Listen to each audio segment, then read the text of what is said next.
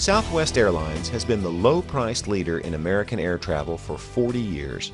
While many other airlines just get by, Southwest has consistently led trends in the industry, like being the first American air carrier to offer a profit-sharing plan and the first to offer a website. That leadership has led Southwest to an unprecedented 38 consecutive years of profitability, even through some of the most difficult economic times the airline industry has ever faced. Southwest Airlines is simply the most legendary and successful company in modern aviation history.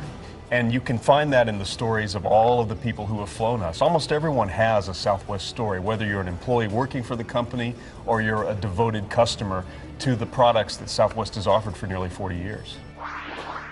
Leadership is the processes and behaviors used by someone, such as a manager, to motivate, inspire, and influence the behaviors of others.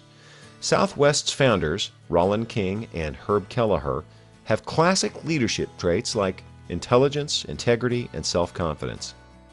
They were charismatic guys, able to motivate people with their charm and character. But it was their vision to transform the airline industry into something accessible to average travelers that changed air travel forever. This style contrasts with traditional transactional leadership, which tries to maintain a status quo by regimenting common tasks like ticket handling and baggage policy. That's more management than leadership. Managers have the authority to direct the behavior of others.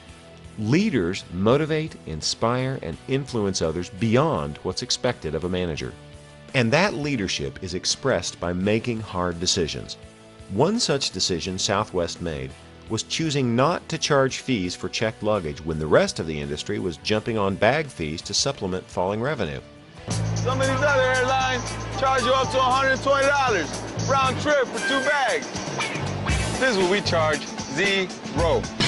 Good cop, bad cop. That's me. The leadership made a really courageous decision. There were Wall Street analysts saying, "What are you doing? You're leaving hundreds of millions of dollars of incremental revenue on the table." But the long-term relationship that this company has with its customers ultimately was far more important. One decision Southwest made when they first went into business was to change how aircraft seating was done in the industry. They took a strategic leadership perspective, looking at all the complexities of the organization, industry, and market environment before making a decision. For this important choice, they used a rational decision-making process. First, they recognized a problem. Seating took too long and was too complicated. Tracking and upgrading numbered seats, jamming groups of people into the same parts of the plane at the same time, all would push boarding past the 10-minute window Southwest needed in order to turn their planes around quickly. They identified several alternative strategies and evaluated which of them would work best.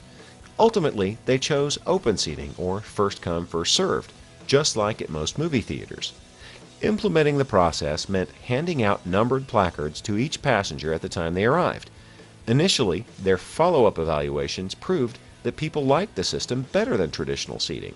But over the years, Southwest discovered that this process led to passengers coming extra early and standing in line for a half an hour or more to guarantee a good seat. It's a little sensitive, but the term cattle call had often been applied to our boarding process. People actually made fun of it at the time, but it was efficient. It worked.